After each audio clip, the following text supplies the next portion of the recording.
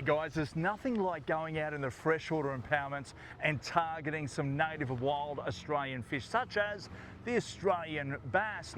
But what are they going to bite? What to do? What's the knots? And of course the rods. We're going to showcase that in this next episode.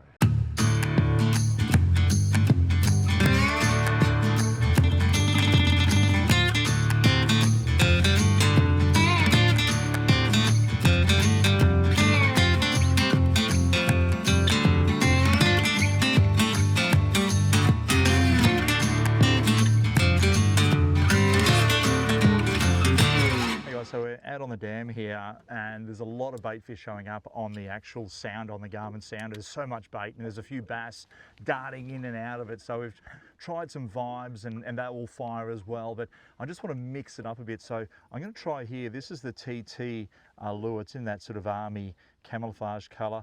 It's got that pearl white head on it with a green top, nice big blade there as well. And I think that might just do the trick. I love purple, but I'm just going to change it a bit there and put that little bit of white on it as well. And I think that might make a difference. So my leader that I'm running here is fairly light. I normally like to sit with my overhead, the Corrado. I normally sit at about, you could say around 20 pound braid, 20 pound leader. Because some of the fish will get up around that, 2, 3, 4 kilo out here, or actually, sorry, around 2, 3, 4 pound. So really good fish. I want to make sure that you stop them, but this is a little bit lighter here I'm running. This is going to be, there we go, it's just a uni knot. Just tighten that up there, wet it a bit, put it back down, slide it down, take that leader off, or the actual tag, and nice and tight. Look at that, that's beautiful. I'll keep my tag for later. Put it in there. Get that out against the rocks before we hit them. Cast back out over the ledge so we can catch a fish.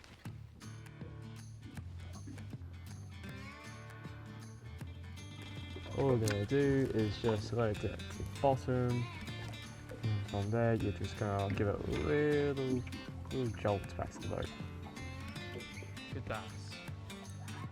Oh yeah. Oh, this is what we come for. Look at the size of this number. Well done. Look at that. It's an iconic Australian bass. Well done, buddy. Awesome. Nice fish. How cool is this? This is typical gorge country in some of these western dams, and I've been here when the water was around 18 or 20% capacity, and these cliffs were sheer drops, crazy. And it's hard to think that right now we're in about 20 metres of water. 20 metres here. Wow. Super pretty.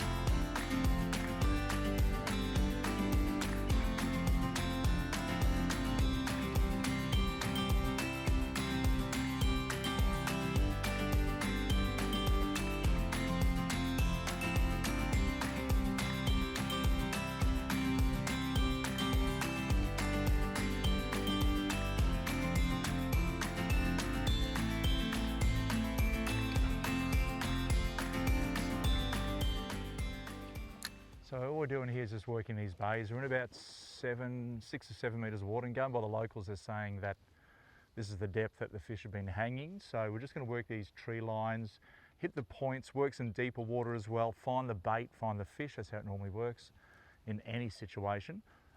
With the spinnerbait, you don't really have to do much to them. In fact, all it is, let it hit the deck. You'll know it's on the bottom is when your line stops, and limp, okay?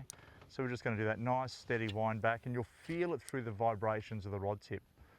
And if the rod tip's bouncing around, you know that that blade is spinning. So we'll just get another cast out here.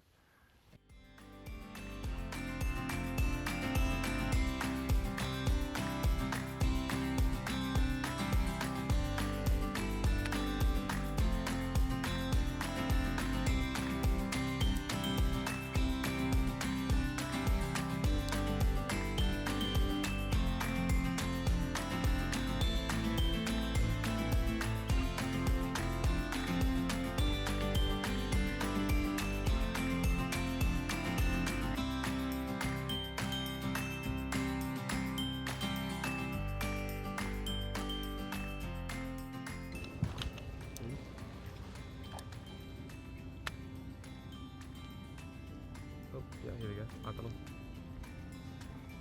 Look at them. Oh, wow, look at all those guys. Put that in behind them if they're big enough. Holy.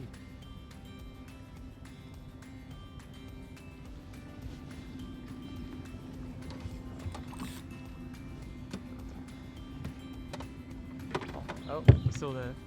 That's okay. Go on it. Yep, there they go.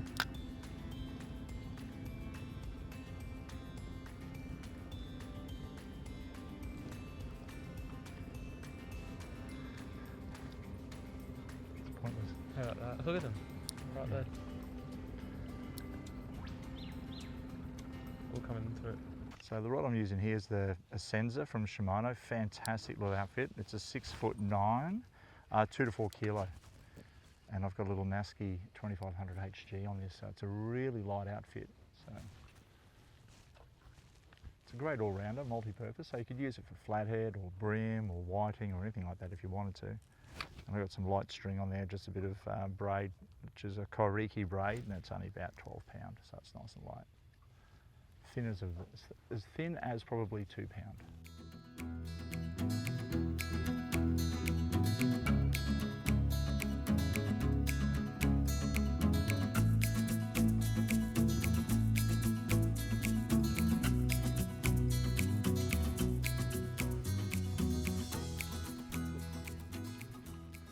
Not a bad little one. Did you get a bite? Yeah, I got a bite. Yeah, a couple little bites. Oh my god. Yeah, I got one.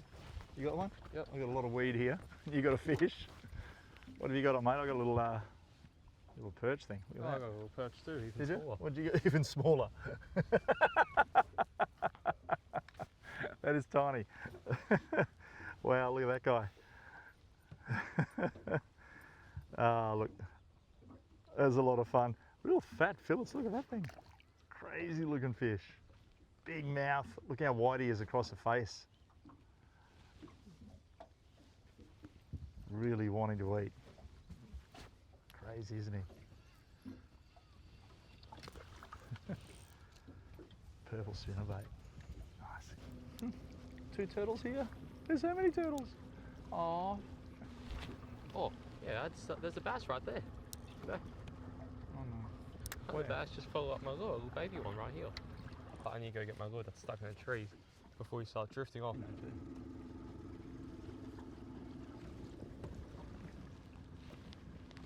Why is that spinnerbaits so strong? Really important for you. Have a look in the sky. You can see these trees, they're really tall. Now, you don't want to tie up to one of those guys because your boat moving around, and these things are generally rotten, won't take much for them to fall over. So if you're tying up and you're moving one around, it comes spearing down on the head. Not cool. So you've always got to have a plan A, plan B, plan C, and a plan D. So whether you're casting a spinnerbait or maybe trolling a diver, maybe vibing, or maybe some metal jigs, or using bait, the fish will bite at some time of the day. It's just a matter of when. Sometimes you could be out there and think, hey, the fish are not on the chew, damn, I missed it. But if you stayed long enough, they're going to come onto the bite. It all depends on how much time you have up your sleeve. So we're moving our plans, and I've got here, I'm going to make a little Paternoster rig. Down the base here, I've got just a small size 2 ball sinker that's been tied on, and I'm going to make a Paternoster. So I'm going to twist this line together here. It's really fine string, it's about 12 pound. And I'm just going to, with my finger and thumb, just move that around. I'm going to do about 5 or 6 twists. Like that, and then I spread that open and I grab the other part of the loop. And now I'm going to get in close here, okay, so excuse me.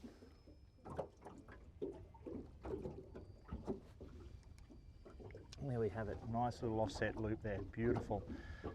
Now that guy there, I'm going to put a hook. Now, bass and yellow belly have quite large mouths, so we don't want to go too small. So I'm going to use an old, like a Kendall Kirby kind of style here. Got bait keepers on the back, so I think that'll do justice for my worms. And that's a beautiful looking hook. It's about it's a size 1/0. So I'm just going to put that through here, See how good the eyes are now. Okay, that's nice and good. Don't go through. No. Maybe we go this way. Oh, look at that. I got it. Okay, and then I'll just push that through here. Like that. Don't worry, kids. You get older, your eyes will go pear shape as well. Anyway, so I've got some worms in here. Look at that big chunky monkey. Gorgeous looking worm.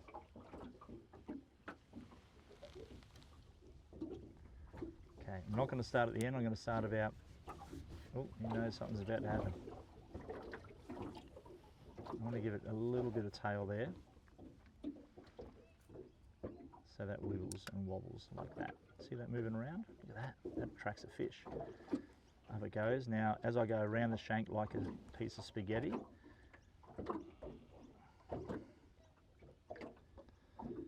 pushing it right up, covering all the metal until we get to there. There we have it. He is wobbling like crazy.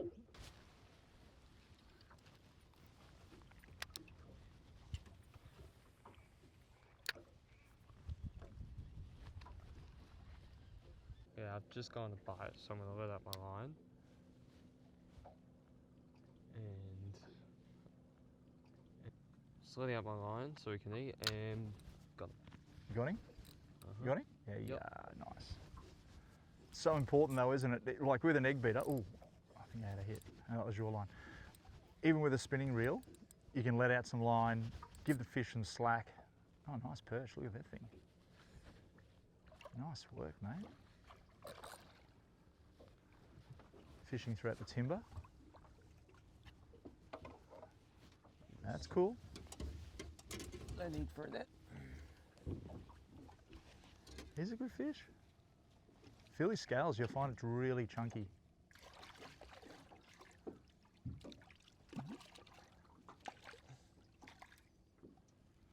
Nice one, mate. Bring him in.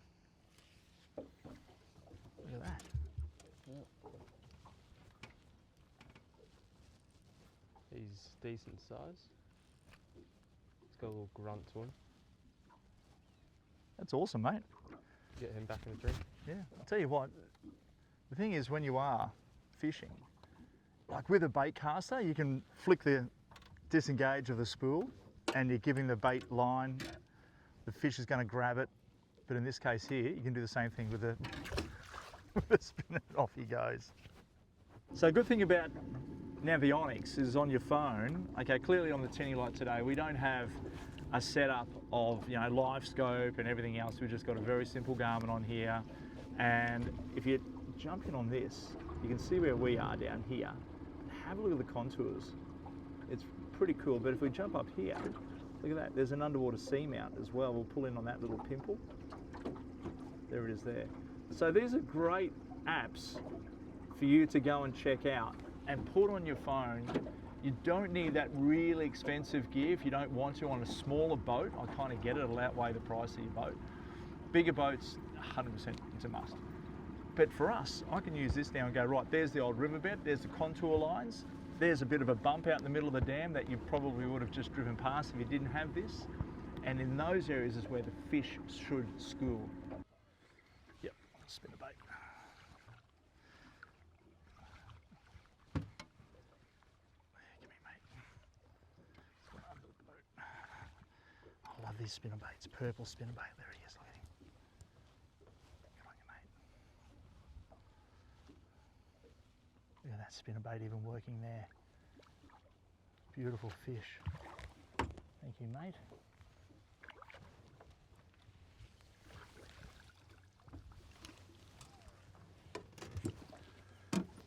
Nice.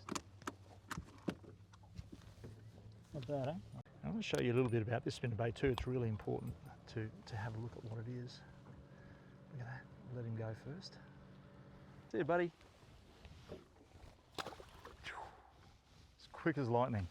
Hey, one other thing I love to use here as well is I've got something here. And even in freshwater, S factor. Brother Dougie loves this stuff.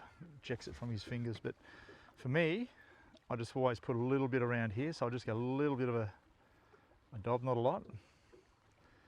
It's so precious, this stuff. And all I'll do is I'll put it around the head and around the hooks a little bit on that skirt area.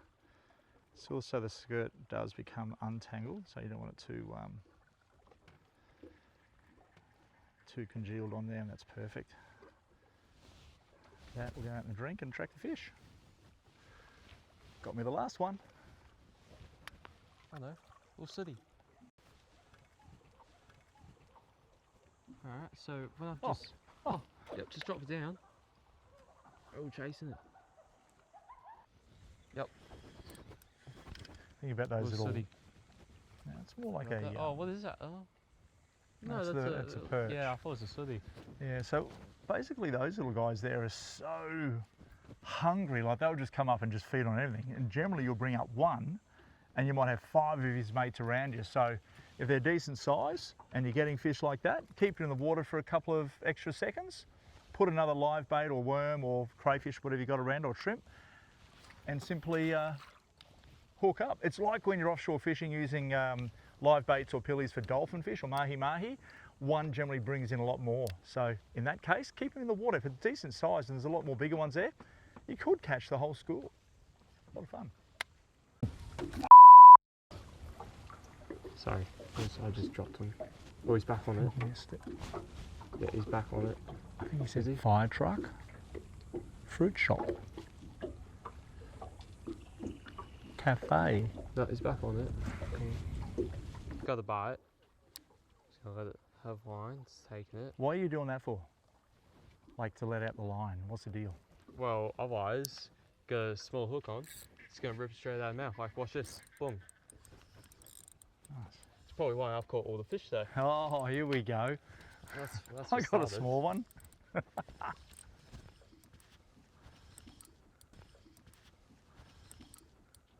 Good nice. bass. Look at that guy. Put them- Beautiful work, mate. Scale them up like this. With bass, you don't necessarily need a net all the time. It's literally as simple as that. Got them. And just lip hooked on the worm. Only not many sinkers, just 2 little split shots. And look at that. Good size bass. Just working the edge on this cliff face.